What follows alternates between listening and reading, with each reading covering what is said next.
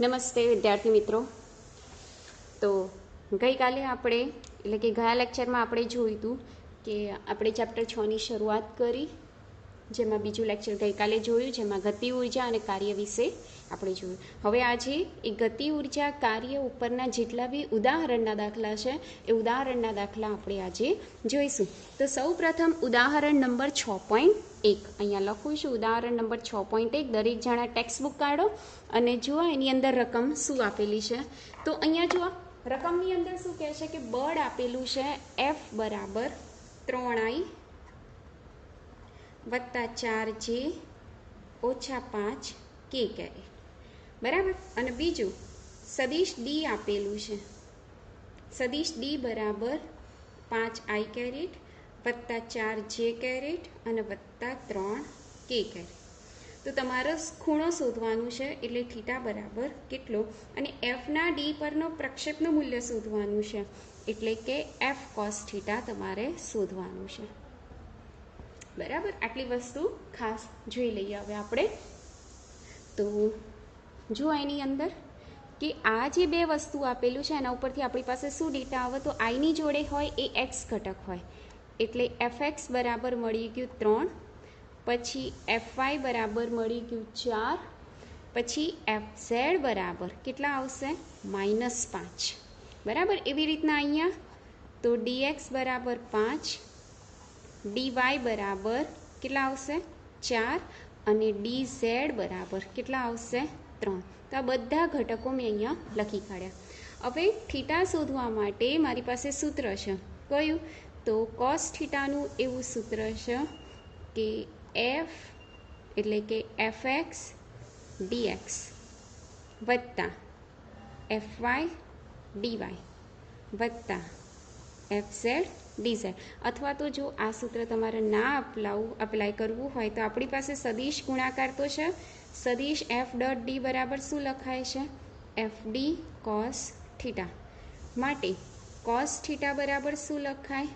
સદિશ f dot D ભાગ્યા fd, બરાબર. આવું લખાય કેમ કે fd છેદમાં જતું રહે એટલે cos થીટા બરાબર આ મળે. સમીકરણ નંબર 1 કહી દઈએ. હવે સૌ પ્રથમ આપણે f ડોટ ડી શોધી નાખીએ.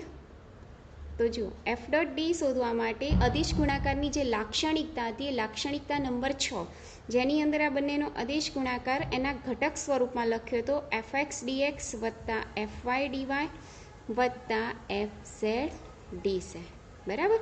હવે આની અંદર બધી કિંમત મૂકી દો. fxની કિંમત આપેલી છે 3, dxની કિંમત આપેલી છે 5, fyની કિંમત આપેલી છે 4, dyની કિંમત આપેલી 4, fzની કિંમત -5, dzની કિંમત 3, 3 પંચા 15, 4 ચોક 16, 5 તાલી 15, 15 15 કેન્સલ એટલે જવાબ કેટલો આવશે 16. આ શું મળ્યું મને? f ડોટ ડી મળ્યું. ચલો આ ઉપરનું જ મળી ગયું. હવે f શોધવું પડશે. તો f માટે શું લખીએ છીએ આપણે? વર્ગમૂળમાં fx સ્ક્વેર વત્તા fy સ્ક્વેર વત્તા fz સ્ક્વેર. ચલો આની અંદર કિંમત મૂકી દેવાની. fxની કિંમત જે થતી એ મૂકી દેવાની. 3નો વર્ગ વત્તા 4નો વર્ગ વત્તા -5નો વર્ગ, બરાબર. 3નો વર્ગ શું થાય? 9 વત્તા 4નો વર્ગ 16 અને -5નો વર્ગ 25. 16 ને 9 25, 25 ને 25 50, એટલે f બરાબર શું આવશે? વર્ગમૂળમાં 50. ખ્યાલ આવી ગયો દરેકના? આપણે f શોધી નાખ્યું, જો દેખાઈશ. હવે ડી શોધી નાખીએ. ચલો 3 વસ્તુ શોધવાની છે તો જોડે જોડે હવે ડી પણ આપણે શોધી નાખીએ. તો ડીની અંદર શોધવા માટે બી આપણે એવું સૂત્ર વાપરવું પડશે. ડી બરાબર શું લખાય? વર્ગમૂળમાં dx સ્ક્વેર વત્તા dy સ્ક્વેર વત્તા dz સ્ક્વેર. કિંમત મૂકી દઈએ આપણે. તો dxની કિંમત જુઓ શું છે? તો 5 એટલે 5નો વર્ગ, ડીવાયની કિંમત 4 એટલે 4નો વર્ગ, ડીઝેડની કિંમત 3 એટલે 3નો વર્ગ થઈ જશે. કિંમત મૂકી દીધી. ડીની કિંમત મળી ગઈ. 5નો વર્ગ 25, 4નો વર્ગ 16, 3નો વર્ગ 9, 25, 16 ને 9 25, 25 ને 25 50, એટલે ડી બરાબર પણ કેટલા મળ્યા આપણને? 50 મળ્યા. હવે આપણી પાસે 3 વસ્તુઓ થઈ ગઈ. કઈ કઈ? એક તો f ડોટ ડી દેખાય છે ને, f ડોટ ડી. પછી એફ અને આ ત્રીજી ડી, આ ત્રણેયની કિંમત સમીકરણ 1માં મૂકવાની. સમીકરણ 1 પરથી તો સમીકરણ 1નું સૂત્ર કયું છે? cos થીટા બરાબર એફ ડોટ ડી ભાગ્યા એફ ડી. કિંમત મૂકી દઈએ. એફ ડોટ ડીની કિંમત કેટલી મળી? 16. એફની કિંમત કેટલી મળી? 50. ડીની કિંમત કેટલી મળી? 50. વર્ગમૂળમાં 50 અને વર્ગમૂળમાં 50 એટલે 50 થાય. હવે 16 ભાગ્યા 50 કરો એટલે કેલ્ક્યુલેટર હશે એટલે cos થીટાની કિંમત કેટલી મળી? 0.32. કેલ્ક્યુલેટરમાં કરો એટલે 16 ભાગ્યા 50 તમને કેટલો મળશે? 0.32. બરાબર. તો થીટા બરાબર શું લખાય? cos inverse 0.32. પાછળ નેચરલ ટેનમાં શોધો તો બી અને ના શોધો તો બી આ તમારો જવાબ રહેશે. એટલે આ પહેલો ક્વેશ્ચન તમને મળી ગયો. નંબર 2 શું શોધવાનું છે? એફનો ડી પરનો પ્રક્ષેપ, એટલે કે એફ કોસ થીટા તમારે શોધવાના છે. એફનું મૂલ્ય આપણે શોધ્યું કેટલું? 50. કોસ થીટાનું મૂલ્ય શોધ્યું કેટલું? 0.32. તો બંનેનો ગુણાકાર કરી દો. 50 જે આવે એ તમારો આન્સર રહેશે. બરાબર. તો આ રીતના આપણે આ ઉદાહરણનો દાખલા નંબર 6.1 કરી શકીએ છીએ. ત્યારબાદ જો આ દાખલા નંબર ઉદાહરણ 6.2 જોઈએ. તો પાછળ આપેલી છે રકમ ઉદાહરણ નંબર 6.2.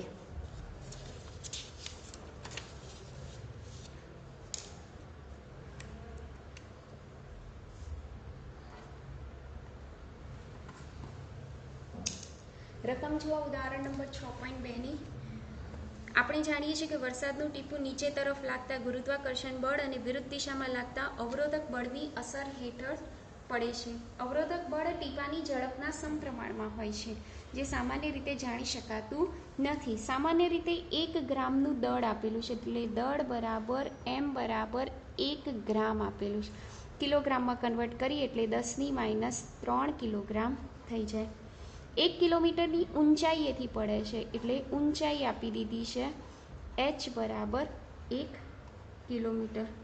કિલોમીટર એટલે 10⁻³ મીટર. જમીન પર 50 મીટર પર સેકન્ડ, એટલે અંતિમ વેગ આપેલો છે v. કેટલો છે? 50 મીટર પર સેકન્ડ. શરૂઆતનો વેગ તો એનો કેટલો થશે? 0 થઈ જશે. એટલે પ્રારંભિક વેગ લખીશું આપણે v0 બરાબર 0 મીટર પર સેકન્ડ. તો નંબર 1 ગુરુત્વાકર્ષણ બળ વડે થતું કાર્ય શોધો. WG બરાબર કેટલા? ગુરુત્વાકર્ષણ બળ વડે થતું કાર્ય. કાર્ય એટલે શું લખીએ છીએ? બળ ગુણ્યા સ્થાનાંતર. તો ગુરુત્વાકર્ષણ બળની વાત કરી એટલે બળની જગ્યાએ આપણે શું લખવાનું? mg. અને સ્થાનાંતર એટલે ઉપરથી નીચે પડે છે એટલે કેટલી લેવાની? ઊંચાઈ h. આની અંદર કિંમત મૂકી દો. mની કિંમત જે આવી હોય 10⁻³ જીની કિંમત 10 મૂકી દો અને hની કિંમત 10⁻³ 10⁻³ 10+3 કેન્સલ થઈ જશે એટલે જે WG છે એ કેટલા મળશે? 10 જૂલ મળશે. એટલે આ પહેલા ક્વેશ્ચનનો આન્સર તમને મળી ગયો. નંબર 2 અવરોધક બળ વડે થતું કાર્ય શોધવાનું છે. અવરોધક બળ વડે થતું કાર્ય જેના આપણે કહીશું WR બરાબર કેટલા. હવે આવી રીતના આપણે શોધવું હોય તો આના માટે મને અવરોધક બળ આપેલું હોવું જોઈએ, પણ અવરોધક બળ આપેલું નથી. તો એના માટે આપણે નવી ટ્રીક લઈશું. નવી ટ્રીક એટલે કેટલી? કે કાર્ય ઉર્જા પ્રમેય છે આપણી પાસે. કાર્ય ઉર્જા પ્રમેય કયું છે? ΔK બરાબર W. જોયું હતું ગયા લેક્ચરમાં. ΔK એમના એમ. ચલો ΔKની જગ્યાએ આપણે લખી કાઢીએ K - K0, એટલે અંતિમ ગતિ ઉર્જા માઇનસ પ્રારંભિક ગતિ ઉર્જા. Wની જગ્યાએ અહીંયા બે કાર્ય છે, એ કયું? WG વત્તા WR. હવે પ્રારંભિક વેગ કેવો છે? 0. તો પ્રારંભિક ગતિ ઉર્જા બી કેટલી થશે? 0 થઈ જશે. એટલે આ K0 બરાબર 0 એટલે ખાલી શું રહેશે? K બરાબર WG વત્તા WR. WRના સૂત્રનો કરતા બનાવી દઈએ એટલે શું થશે? K - WG. K એટલે અંતિમ ગતિ ઉર્જા. ગતિ ઉર્જાનું સૂત્ર કયું છે? 1/2 mv² - WG. આની અંદર કિંમત મૂકી દો. એમની કિંમત આપેલી છે કેટલી? 1 ગ્રામ આપેલી દેખાય છે. પછી વીની કિંમત આપેલી છે કેટલી? 50. એનો વર્ક કરવાનો WG આપણે શોધી નાખ્યું છે 10. તો એ જે બી કિંમત આવશે એ તમારો જવાબ. એકમ કયો લખીશું આપણે? જૂલ લખીશું. એટલે આ રીતના તમે ઉદાહરણ 6.2 પણ સરળતાથી કરી શકો છો. ગણતરી તમે જાતે કરી દેજો, કેલ્ક્યુલેટર છે એટલે. બરાબર. નેક્સ્ટ આપણે ઉદાહરણ જોઈએ, ઉદાહરણ નંબર 6.3. ઉદાહરણ 6.3 શું કહે છે કે એક સાયકલ સવાર 10 મીટર અંતર ઘસડાઈને સ્થિર થાય છે. એટલે અંતર એટલે કે સ્થાનાંતર ડી આપેલું છે 10 મીટર. રસ્તા વડે સાયકલ પર લાગતું બળ, એટલે અહીંયા લખું છું રસ્તા વડે સાયકલ પર લાગતું બળ કેટલું આપેલું છે? 200 ન્યૂટન. બરાબર. એટલે કે સાયકલ આ દિશામાં ચાલે છે ડી અને બળ આ દિશામાં લાગે છે એટલે કે એફ. તો અહીંયા થીટા બરાબર કેટલા થશે? 180 ન્યૂટન. 180 ખૂણો. તો નંબર 1 શોધવાનું છે કે રસ્તા વડે સાયકલ પર કેટલું કાર્ય થયું હશે. એટલે કાર્ય W શોધવાનું છે. W બરાબર શું લખીએ છીએ આપણે? સૂત્ર છે FD cos થીટા. એફની કિંમત 200, ડીની કિંમત 10 અને થીટાની જગ્યાએ કેટલા લખશો? 180. 200 ગુણ્યા 10 એટલે 2000. cos 180ની કિંમત -1 એટલે W બરાબર કેટલા મળશે? -2000 જૂલ મળશે. તો આ પહેલા પ્રશ્નનો આન્સર. નંબર 2 શું પૂછ્યું છે? સાયકલ વડે રસ્તા પર કેટલું કાર્ય થયું હશે? W બરાબર કેટલા? હવે ખાસ યાદ રાખવાનું કે સાયકલ વડે રસ્તા ઉપર બળ લાગશે કયું? 200 ન્યૂટન જ, પરંતુ વિરુદ્ધ દિશામાં. એટલે F બરાબર લખશું આપણે 200 ન્યૂટન, પરંતુ રસ્તો ખસશે નહીં, એટલે કે રસ્તાનું સ્થાનાંતર થતું નહીં. એટલે D બરાબર કેટલા લેવાના? 0. જો D બરાબર 0 હોય તો કાર્ય કેટલું થાય? 0 થાય. એટલે પહેલાનો આન્સર -2000 જૂલ આવશે અને બીજાનો આન્સર કેટલો આવશે? W એટલે કે 0 થઈ જશે. તો આ રીતના તમે સ્વાધ્યાય ઉદાહરણનો દાખલો 6.3 તમે કરી શકો છો. ત્યારબાદ આપણે જોઈએ ઉદાહરણનો દાખલા નંબર 6.4. જો એની અંદર રકમ કે લશ્કરી કવાયતમાં પોલીસ અધિકારી 50 ગ્રામ દળની, એટલે દળ આપેલું છે M બરાબર 50 ગ્રામ, એટલે 50 ગુણ્યા 10⁻³ કિલોગ્રામ 200 મીટર પર સેકન્ડની ઝડપથી છોડે છે. એટલે પ્રારંભિક વેગ આપેલો છે V0 બરાબર 200 મીટર પ્રતિ સેકન્ડ. 2 સેન્ટીમીટર જાડાઈના નરમ પાટિયા તરફ છોડે છે. એટલે જાડાઈ આપી દીધી છે D બરાબર 2 સેન્ટીમીટર. મીટરમાં કન્વર્ટ કરીએ તો 2 ગુણ્યા 10⁻² મીટર. પ્રારંભિક ગતિ ઉર્જાની 10% ઉર્જા સાથે બહાર નીકળે છે. એનો અર્થ કે જે અંતિમ ગતિ ઉર્જા છે એ પ્રારંભિક ગતિ ઉર્જા કરતાં કેટલા ગણી છે? 10%. એટલે કે જોઈએ આને આપણે લખી શકીએ K બરાબર 10%ને દૂર કરીએ એટલે ભાગ્યા 100 અને પ્રારંભિક ગતિ ઉર્જા એટલે K0. બરાબર. K એમના એમ રાખીએ, 10/100 એટલે 0.1. K0ની જગ્યાએ શું લખીશું? 1/2 mv0². કિંમત મૂકી દે 0.1. એમની કિંમત કેટલી છે? 50 ગુણ્યા 10⁻³ V0ની કિંમત કેટલી છે? 200નો વર્ગ છે ભાગ્યા કેટલા છે? 2. તો આનું સાદું રૂપ આપશો, બધું કરીને સાદું રૂપ આપી દો તો તમને કેટલી કિંમત મળે છે? તો જુઓ, બધાનું સાદું રૂપ આપશો એટલે 1100 જૂલ મળશે. જો સાદું રૂપ છે તમારી પાસે, કેલ્ક્યુલેટર છે, કેલ્ક્યુલેટરથી સાદું રૂપ આપો એટલે K બરાબર કેટલા મળ્યા? 100 જૂલ. હવે જો તમારે શું શોધવાનું છે? અંતિમ વેગ શોધવાનું છે. અહીંયા લખું છું અંતિમ વેગ V બરાબર કેટલા. હવે જો K બરાબર સૂત્ર કયું છે? 1/2 mv². તો v² બરાબર શું લખાય? 2k ભાગ્યા m લખાય, કારણ કે 2 ગુણાકારમાં જશે અને m ભાગાકારમાં આવશે. તો v બરાબર શું થશે? વર્ગમૂળમાં 2k/m. બસ આની અંદર કિંમત મૂકી દો. 2kની કિંમત આપેલી છે 100 અને mની કિંમત કેટલી? 50 × 10⁻³ બસ આનો જે બી જવાબ આવશે લગભગ 63.2 મીટર પ્રતિ સેકન્ડ આવશે. તો આ રીતના તમે અંતિમ વેગ શોધી શકો છો. આમ ઉદાહરણ નંબર 6.4 તમે આરામથી સરળતાથી ગણતરી જોઈ લેજો અને એકવાર હજી દાખલો જોઈ લો, નોટબુકમાં ઉતારી દેજો. આ ગણતરી ખાસ જાતે કરજો, બરાબર. ત્યારબાદ ઉદાહરણ નંબર 6.5 જુઓ. એક આલેખ આપેલો છે આવી રીતના, બળ વિરુદ્ધ એક્સનો. એમાં આવી રીતના આલેખ બને છે, દેખાય છે ને? આવી રીતના આટલો આલેખ બને છે, બરાબર. તો તમારો એની અંદર ડેટા આપેલા છે કે બંને બળો વડે 20 મીટર અંતર સુધીમાં થતું કાર્ય શોધવાનું છે. એટલે અહીંયા 2 બળો લાગે છે. એક તો કયું કે ખરબચડી સપાટી ઉપર જ્યારે બહેન પતરાને ખસેડે છે ત્યારે કેટલું બળ લાગે છે, અને રસ્તા વડે ઘર્ષણ બળ કેટલું લાગે છે, ઘર્ષણ બળ વડે થતું કાર્ય કેટલું, બરાબર. એટલે આમાં મેઇન શું છે કે રેલવે પ્લેટફોર્મની ખરબચડી સપાટી પર એક બહેન પતરાની પેટી ઘસેડે છે. પેટી ઘસેડે એટલે બહેન વડે પેટી ઉપર બળ લાગશે, બળ વડે કાર્ય થશે. તો એના કારણે ખરબચડી સપાટી એ પેટી ઉપર ઘર્ષણ બળ પણ લગાડશે. કેટલું ઘર્ષણ બળ લગાડે છે? -50 ન્યૂટન. એ બેન શરૂઆતના 10 મીટર સુધી 100 ન્યૂટન જેટલું અચળ બળ લગાડે છે. પછી થાકી જાય છે અને થાકવાના કારણે એનું બળ ઘટીને કેટલું થઈ જાય છે? 50, બરાબર. એટલે બાકીના 10 મીટર સુધી એનું અંતર કેટલું? 50. પરંતુ જે સપાટી છે ખરબચડી સપાટી એ તો -50 ન્યૂટન જેટલું ઘર્ષણ બળ ઉત્પન્ન કરે છે.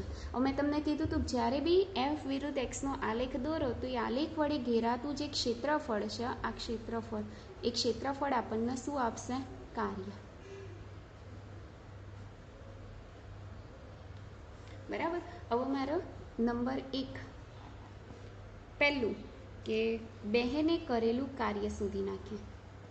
બહેને કરેલું કાર્ય, પહેલું નંબર 1 બહેને કરેલું કાર્ય. એટલે આ ઉપરવાળો વિસ્તાર છે બહેને કરેલું છે અને નીચેવાળો વિસ્તાર છે ઘર્ષણ બળ વડે થતું કાર્ય. તો ઉપરનું ક્ષેત્રફળ શોધી નાખીએ, W, બરાબર. હવે એના માટે આપણે શું લખીએ? પહેલાં તો આ એક લંબચોરસ બને છે એટલે લખાય લંબચોરસ OBCDનું ક્ષેત્રફળ. પછી વત્તા અહીંયા એક ત્રિકોણ બને છે, આને આપણે કહી દઈએ ABCDFGHIJ કહી દઈએ. તો ત્રિકોણ CFJનું ક્ષેત્રફળ. પછી વત્તા આ એક નીચેનું લંબચોરસ બને છે, એને આપણે કહી દઈએ EFDJનું ક્ષેત્રફળ. આવા 3 ક્ષેત્રફળ બની ગયા. ચલો પહેલાં લંબચોરસ એટલે લંબાઈ ગુણ્યા પહોળાઈ. લંબાઈ કેટલી છે? 10. પહોળાઈ કેટલી છે? 100. એટલે અહીંયા લખીએ આપણે 10 × 100. ચલો વત્તા ત્રિકોણ એટલે 1/2 પાયો ગુણ્યા વેધ. એટલે આનો પાયો આ કહેવાય. કેટલો છે? 10. એટલે અહીં લખીશું 10. વેધ એટલે આટલો, દેખાય છે ને? તો આટલો વેધ તો કેટલો છે? 100માંથી 50 જાય તો 50. ચલો વત્તા આ નીચે એક લંબચોરસ બન્યું આ રીતના. લંબચોરસ એટલે લંબાઈ ગુણ્યા પહોળાઈ. લંબાઈ કેટલી? 10 અને પહોળાઈ કેટલી? 50. એટલે અહીં લખાય 10 × 50. ચલો 10 × 100 એટલે 1000 થાય. 10 × 50 એટલે 500. 500 ભાગ્યા 2 એટલે 250. અહીંયા 50 × 10 એટલે 500. આ બધાનો સરવાળો કરી દો એટલે 1000 + 500 + 250 એટલે કેટલા થશે? 1750 જૂલ. તો આ બહેન વડે થતું કાર્ય આપણને પ્રાપ્ત થઈ ગયું. નંબર 2 ઘર્ષણ બળ વડે થતું કાર્ય.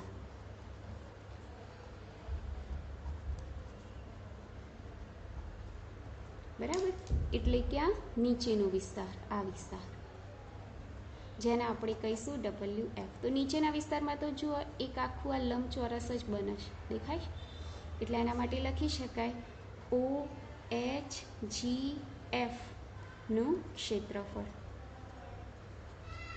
લંબચોરસ બરાબર. એમાં લંબાઈ અને ગુણ્યા પહોળાઈ. લંબાઈ કેટલી છે 20 અને પહોળાઈ કેટલી છે -50. એટલે અહીં લખાય -50 ગુણ્યા 20.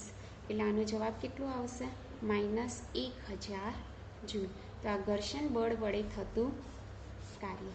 તો આ રીતના જોઈ લો ઉદાહરણ નંબર 6.5 તમે ગણતરી કરી શકો છો. ત્યારબાદ આપણે ઉદાહરણ નંબર 6.6 જોઈએ. ઉદાહરણ નંબર 6.6માં જુઓ કે સમતલ સપાટી પર પ્રારંભિક વેગ આપી દીધો છે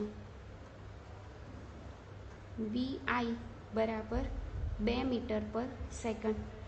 m બરાબર આપેલું છે દળ m બરાબર 1 કિલોગ્રામ. ખરબચડા પટ્ટામાં પ્રવેશે છે જે x1 આપેલું છે 0.10 મીટરથી x2 આપેલા છે કેટલા 2.01 મીટર. લાગતું અવરોધક બળ એ xના વ્યસ્ત પ્રમાણમાં છે એટલે કે Fr બરાબર -k/x. k બરાબર આપી દીધા છે કેટલા 0.5 જૂલ. તો અંતિમ ગતિ ઉર્જા શોધવાની છે એટલે કે kF બરાબર કેટલા અને અંતિમ ઝડપ શોધવાની છે એટલે કે vf બરાબર કેટલા. બરાબર. આપણી પાસે એક જ સૂત્ર છે કયું કાર્ય ઉર્જા પ્રમેય. કયું છે પ્રમેય ડેલ્ટા કે બરાબર W. ડેલ્ટા કે એટલે શું લખાય kf માઇનસ ki. ડબલ્યુની જગ્યાએ અહીંયા ચલિત બળ છે કારણ કે વારે ઘડીએ બદલાય છે ને અહીંયા કિંમતો આપેલી છે એટલે બદલાય છે એટલે આપણે એને લખીશું f dx લખીશું. kf એમના એમ રહેશે -ki બરાબરની પેલી બાજુમાં જાય તો +ki થશે. સંકલન fની જગ્યાએ આપણે કિંમત મૂકી દઈએ કઈ -k/x ઇન્ટુ dx. kiની જગ્યાએ શું લખાય 1/2 m vi/2. ચલો માઇનસ બહાર નીકળી જાય કે પણ બહાર નીકળશે અંદર શું રહેશે 1/x ઇન્ટુ dx. આની અંદર કિંમત મૂકી દો.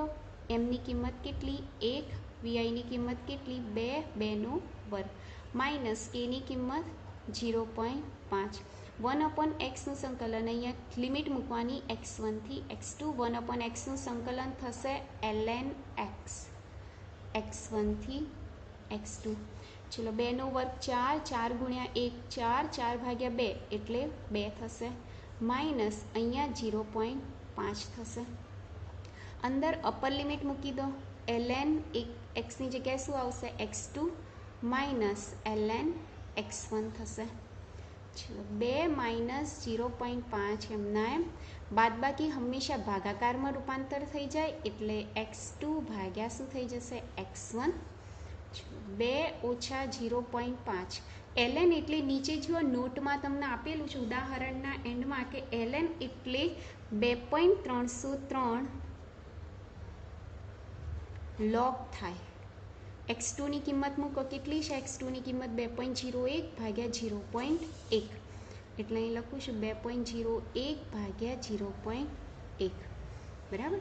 હવે જુઓ સાદુરૂપ આપો 2 માઇનસ 0.5 ગુણ્યા 2.303 ગુણ્યા log 2.01 ભાગ્યા 0.1 એટલે 20.1 થશે. બરાબર. હવે જુઓ નેચરલ લોગેરિધમ કાઢો દરેક જણા. કાઢ્યું દરેકે નેચરલ લોગેરિધમ. તો એનામાં જુઓ આપણે 20.1નો લોગ શોધવાનું છે. તો આની અંદર જો આવી રીતના લખેલું હશે લોગેરિધમ એવું લખેલું હશે એ કોષ્ટક કાઢો. એ કોષ્ટકની અંદર આ જે 20 એટલે કેટલા સંખ્યા છે 1 અને 2. 1 અને 2 છે ને જો આગળનું તો એમનું એમ જ લખીએ છીએ આપણે. જો kf બરાબર 2 ઓછા 0.5 ગુણ્યા 2.303 ગુણ્યા log 20.1 શોધવાનું છે એટલે પહેલાં 1 પોઈન્ટ મૂકી દેવાનું. log 20.1 શોધવાનું હોય ને એટલે 1.1. હવે શું કરવાનું તો જુઓ ખાસ 20 કાઢો એટલે આ 20 કાઢ્યું એનો એકે જોવાનું એટલે કેટલો આવ્યો 30 32 આવ્યું. એટલે આ જે દેખાય છે ને દરેકને 30 32 લખેલું છે 20નો એકે આ જુઓ એકે શોધી કાઢ્યું 30 32 બરાબર, એટલે અહીંયા આપણે લખી દેવાનું 30 32, બરાબર. બસ પછી આનું સાદું રૂપ આપી દો. પહેલાં આ બધાનો ગુણાકાર કરી દો, કેલ્ક્યુલેટરની મદદથી ગુણાકાર કરી દો. પછી ગુણાકાર કરશો એટલે એનો જવાબ લગભગ તમને 1.5 મળશે. બાદબાકી કરી દો એટલે કેટલા મળશે? 0.5 જૂલ. તો આ તમને મળી ગયો પહેલો ક્વેશ્ચન. કયો? અંતિમ ગતિ ઉર્જા. હવે મારે અંતિમ ઝડપ શોધવાનું છે. તો કેએફનું સૂત્ર કયું છે? 1/2 mvf². 2 ગુણાકારમાં m ભાગાકારમાં, એટલે 2kf ભાગ્યા શું થઈ જશે? m બરાબર vf². માટે vf બરાબર સ્ક્વેર આ બાજુ જતું રહે એટલે અહીં વર્ગમૂળ થઈ જાય 2kf ભાગ્યા m. આની અંદર કિંમત મૂકી દો, બરાબર. 2 ગુણ્યા kfની કિંમત 0.5 અને mની કિંમત આપણે આગળ જોયું ને કેટલી? 1. 0.5 ગુણ્યા 2 એટલે 1 ભાગ્યા 1 એટલે 1નું વર્ગમૂળ શું થાય? 1.